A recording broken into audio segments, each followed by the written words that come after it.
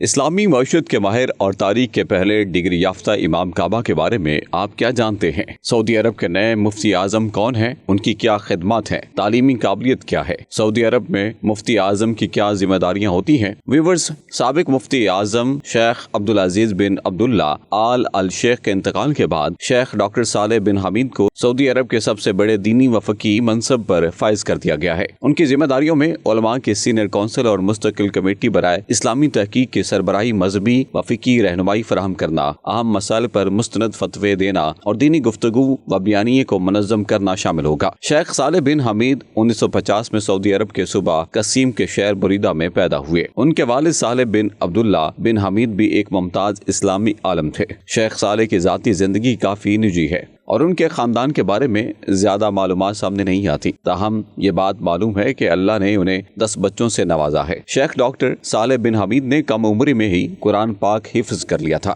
ابتدائی تعلیم بریدہ میں حاصل کی، پھر مکہ مکرمہ منتقل ہو کر ثانوی تعلیم مکمل کی۔ انہوں نے جامعہ ام القری سے شریعت میں BA، پھر فقہ و اصول الفقہ میں MA اور اس کے بعد PhD کی ڈگری حاصل کی۔ شیخ صالح بن حمید کو 2007 میں اسلامی فقہ اکیڈمی میں سعودی عرب کا نمائندہ مقرر کیا گیا اور اسی سال وہ اکیڈمی کے صدر بھی منتخب ہوئے۔ شیخ ڈاکٹر صالح بن حمید کو 2 مقدس مساجد کے نائب صدر اور صدر عام برائے امور حرمین بھی مقرر کیا گیا۔ وہ تاریخ میں پہلے ایسے امام ہیں جنہیں ڈاکٹریٹ کی ڈگری کے ساتھ 1403 ہجری میں مسجد الحرام میں امامت کا اعزاز حاصل ہوا۔ 2009 میں وہ شورا کونسل کے چیئرمین، سپریم جوڈیشل کونسل کے سربراہ اور شاہی دیوان کے مشیر کے طور پر بھی خدمات انجام دیتے رہے۔ 2011 میں انہوں نے خود سپریم جوڈیشل کونسل کی سربراہی چھوڑی اور وزیر کے درجے پر شاہی دیوان میں مشیر مقرر ہوئے۔ شیخ بن حمید نے تدریسی سفر جامعہ ام القری سے شروع کیا، جہاں وہ فقہ کے لیکچرار رہے۔ انہوں نے اسلامی معیشت کے شعبے کی سربراہی کی، گریجویٹ اسٹڈیز